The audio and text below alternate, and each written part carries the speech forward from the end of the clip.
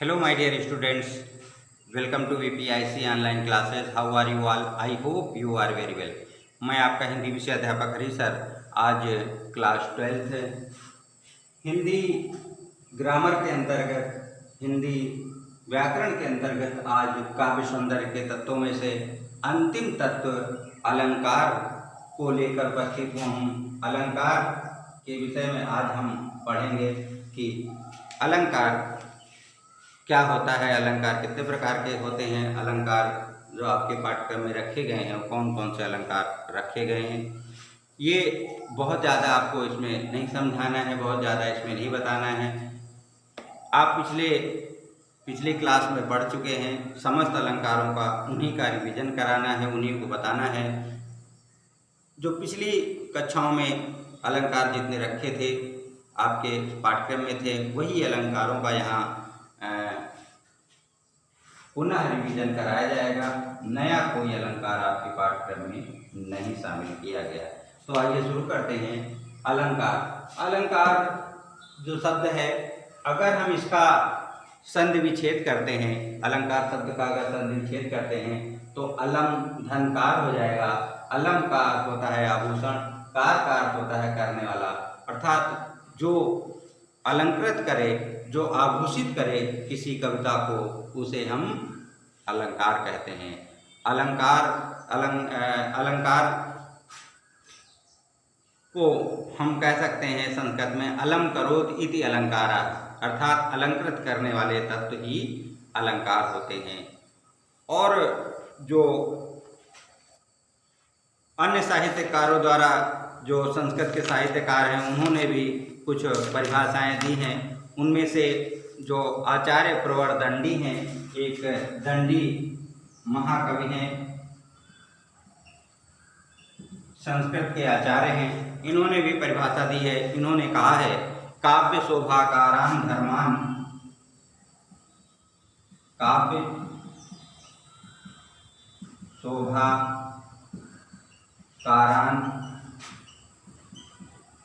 धर्मान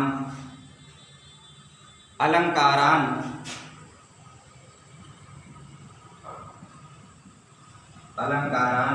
प्रचक्षते, अर्थात काव्य की शोभा बढ़ाने वाले तत्वों को क्या कहते हैं? अलंकार कहते हैं। काव्य शोभाकारान धर्मान अलंकारान प्रचक्षते, काव्य की शोभा जो बढ़ाता है उन्हें ही हम उन तत्वों को अलंकार कहते हैं। अब अलंकार के अगर भेदों की हम बात करें कि अलंकार कितने प्रकार के होते हैं, तो अलंकार जो है वो 3 प्रकार के होते हैं। अभी तक आप लोग 2 ही जान रहे होंगे, लेकिन 3 प्रकार के होते हैं। पढ़ना आपको केवल 2 है। उसमें से शब्दालंकार,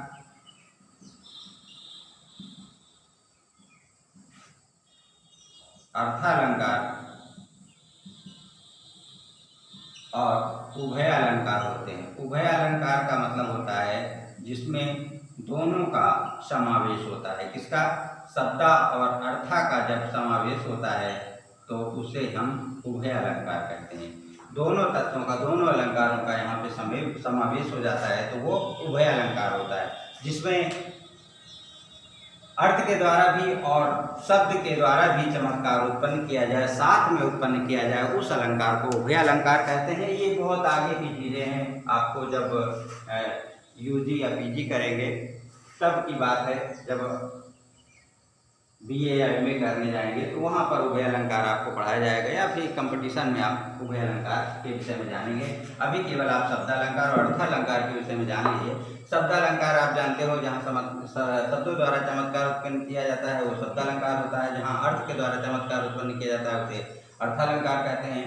शब्द अलंकार के अंतर्गत अनुप्रास अलंकार, यमक और श्लेष आता है। अर्थालंकार के अंतर्गत रूपक, उत्प्रेक्षा, उपमा, संदेह, भ्रांतिमान तथा प्रतीप अलंकार आते हैं। ये सब अलंकार आते हैं। अब देख लेते हैं कि जो आपके पाठ्यक्रम में अलंकार रखे गए हैं उनकी परिभाषा देख लेते हैं। अलंकार जो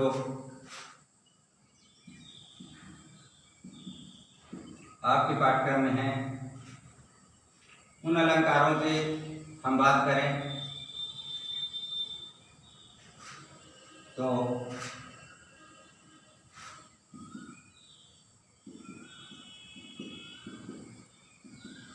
शब्द अलंकार में जो अलंकार रखे गए हैं, पहला है अनुप्रास, दूसरा है यमक और तीसरा है श्लेष। और इधर हम देखें तो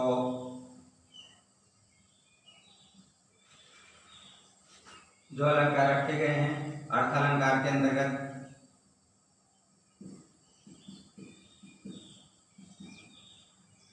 उनमें पहला है रूपक, दूसरा उत्प्रेक्षा या फिर उपमा, तीसरा उत्प्रेक्षा, चौथा अलंकार आपके पाठ्यक्रम में संदेह,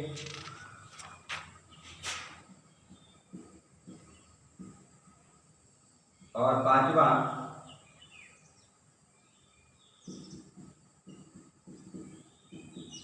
भ्रांतिमान, और छठा जो है वह प्रतीप अलंकार रखा गया है। प्रतीप अलंकार। तो यहाँ पर पहले देख लेते हैं इन अलंकारों की परिभाषा देख लेते हैं और उदाहरण देख लेते हैं। ये अलंकार है जो अनुप्रास, आप लोग जानते होंगे कि जो अनुप्रास अलंकार है उसकी परिभाषा आप 9th क्लास से पढ़ते चले आ रहे हैं, छोटे क्लास से पढ़ते चले आ रहे हैं, उसे बहुत ज़्यादा बताने की जरूरत नहीं है। अनुप्रास अलंकार जहाँ पर कोई किसी वर्ण की बार बार आवृत्ति होती है, जब कोई वर्ण बार बार आता है या कोई अक्षर बार बार आता है, आवृत्ति उसकी बार बार होती है, वहाँ पर अनुप्रास अलंकार होता है। उदाहरण के तौर पर यहाँ शब्द की आवृत्ति होती है। शब्द की क्या होती है? आवृत्ति। शब्द की आवृत्ति होती है तो वह अनुप्रास अलंकार होता है। अनुप्रास अलंकार के जो उदाहरण है वो है रघुपति राघव राजा राम पतित पावन सीताराम, या फिर चारुचंद्र की चंचल किरणें खेल रही हैं जल थल में, या फिर और बहुत सारे जो छंद हैं, किसी वर्ण की जब बार बार आवृत्ति होती है तो उसे हम अनुप्रास अलंकार कहते हैं। यमक अलंकार में जो कोई शब्द है दो बार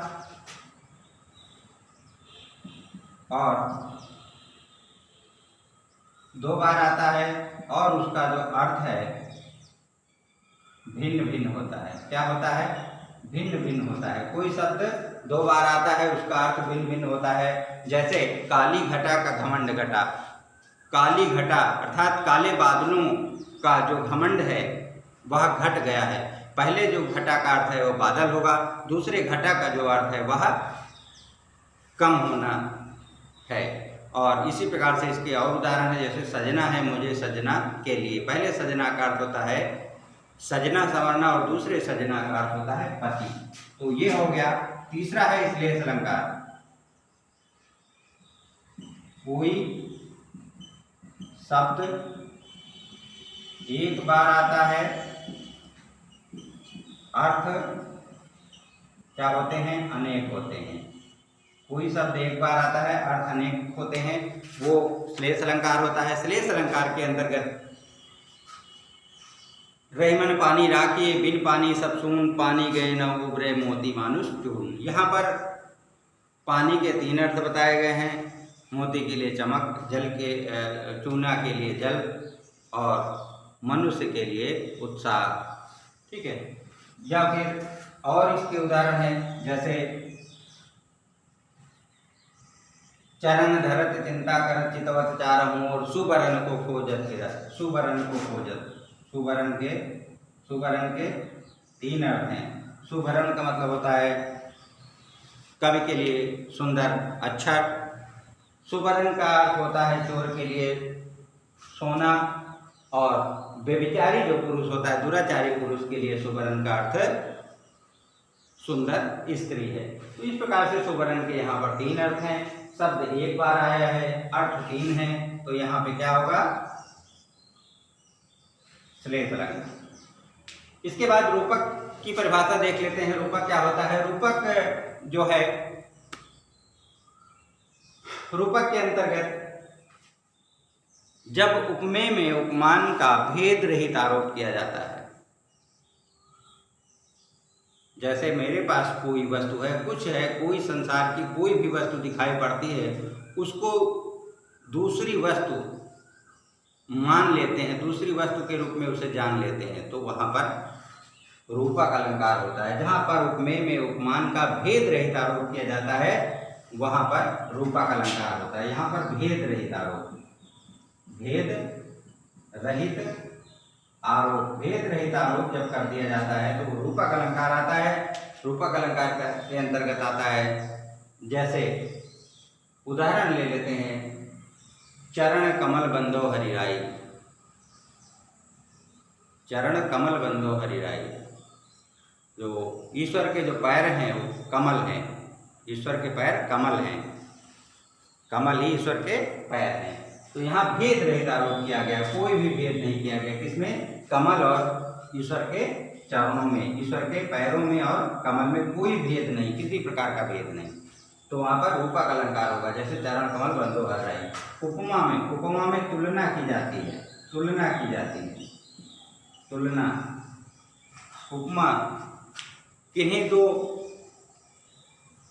वस्तुओं के भी, किन्हीं दो जो चीज़ें हैं, किन्हीं दो चीज़ों के मध्य में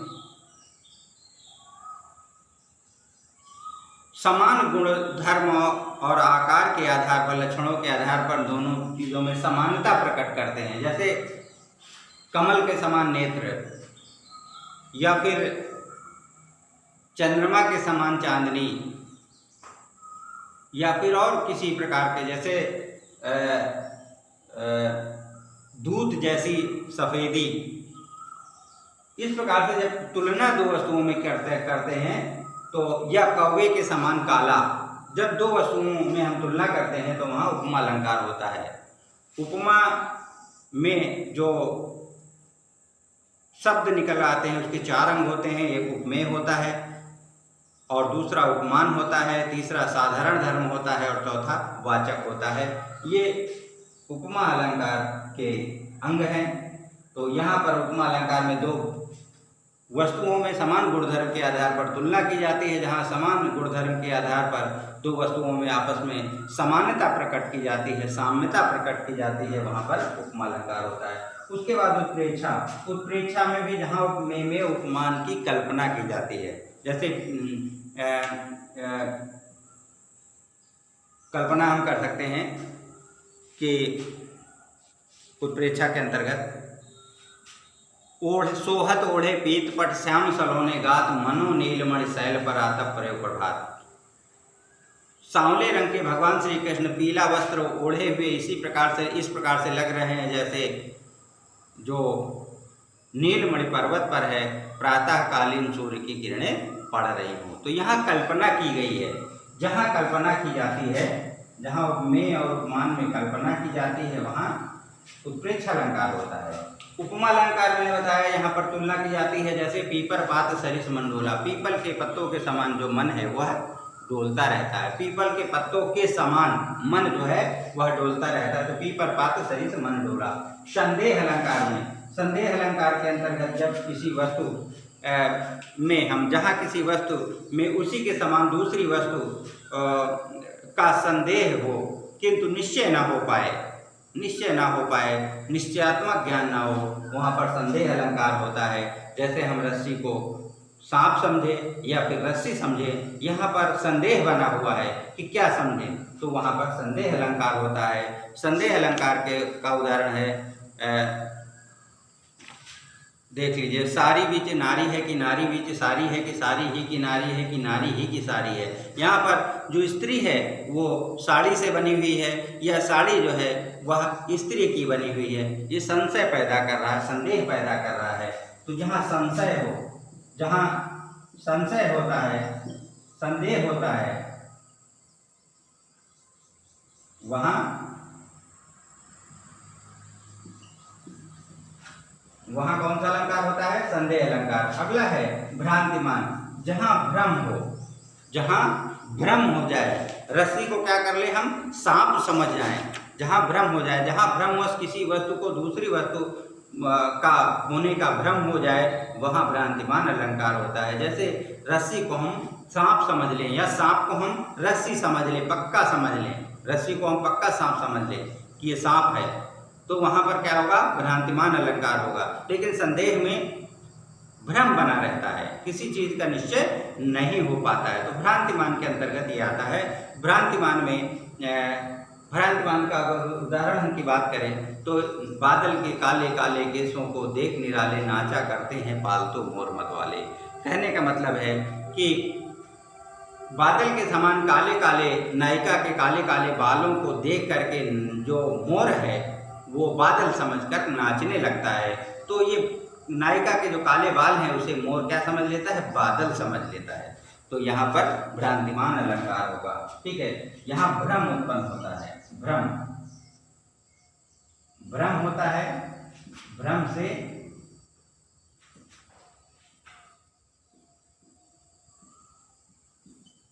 वस्तु का निश्चित ज्ञान, अर्थात कोई वस्तु को हम दूसरी वस्तु मान लेते हैं। प्रतीक, प्रतीक का मतलब होता है उल्टा। प्रतीक का मतलब होता है उल्टा। उल्टा का मतलब होता है जब हम उपमेय को उपमान और उपमान को उपमेय मान लेते हैं तो वहां पर क्या होता है? प्रतीक अलंकार होता है। उदाहरण के तौर पर उतरी नहाए जमुन जल, उतरी नहाए जमुन जल जो शरीर सम श्याम। जब भगवान श्री राम और माता सीता तथा भाई लक्ष्मण को मनाने के लिए भरत जाते हैं और यमुना के जल के किनारे पहुंचते हैं। उतरी नहाए जमुन जल जो श्याम शरीर सम श्याम। सॉरी, इस यहाँ पर जो ये कथन है वो उस समय का है जब माता सीता और भाई लक्ष्मण तथा उनके बड़े भाई भगवान श्री राम, उनके छोटे भाई लक्ष्मण और श्री राम जी की पत्नी माता सीता जब जाती हैं यमुना नदी के किनारे पहुंचती हैं तो वहाँ पर भगवान जो हैं श्री राम स्नान करते हैं। उतरी नहाए जमुन जल, और भगवान जो राम हैं वो जब यमुना का जो जल होता है वो सफ़ेद नहीं होता, थोड़ा सा गहरा नीला होता है, नीले रंग का या हल्का श्याम रंग का होता है, तो उसका जो जल है गंगा से अलग होता है। तो यहाँ पर कहा गया है उतरी नहाए जमुन जल जो शरीर सम श्याम, जो शरीर के समान भगवान श्री राम के सांवले शरीर की तरह गंगा का जल था, उसमें उतर करके भगवान श्री राम ने स्नान किया। यहाँ पर ये होना चाहिए कि जो यमुना नदी का जल है वो भगवान श्री राम के सांवले शरीर की तरह है, ऐसा होना चाहिए, लेकिन यहाँ पर उलट गया। जो शरीर सम श्याम, यमुना का जो जल है भगवान राम के, उसमें स्नान करने से वो जो यमुना का जल है वो क्या पड़ गया? श्यामला हो गया। तो यहाँ पर उपमेय में उपमान का उल्टा आरोप कर दिया गया है। यहाँ जो है उपमेय का कथन जो है उपमान के रूप में और उपमान का उपमेय के रूप में व्यक्त किया जाए, उल्टा व्यक्त हो गया है, इसीलिए यहाँ प्रतीक अलंकार है। तो इस प्रकार से मेरे प्यारे बच्चों, आज का ये जो वीडियो था अलंकार के रूप में, आज इसका यहीं पर समापन होता है। ये अलंकार आपको बता दिए गए हैं, संपूर्ण अलंकारों के विषय में बता दिया गया है। इसका जो कंप्लीट PDF है वो आपको इस वीडियो के समापन के पश्चात मिल जाएगा और आप इसे अपने काव्य सौंदर्य के तत्वों में से इसे आप कंप्लीट कर लीजिएगा, लिख लीजिएगा, और जहाँ पर भी कोई समस्या हो तो आप निश्चित रूप से पूछ लीजिएगा। तो मिलते हैं अगले वीडियो में नए टॉपिक के साथ, तब तक के लिए थैंक यू।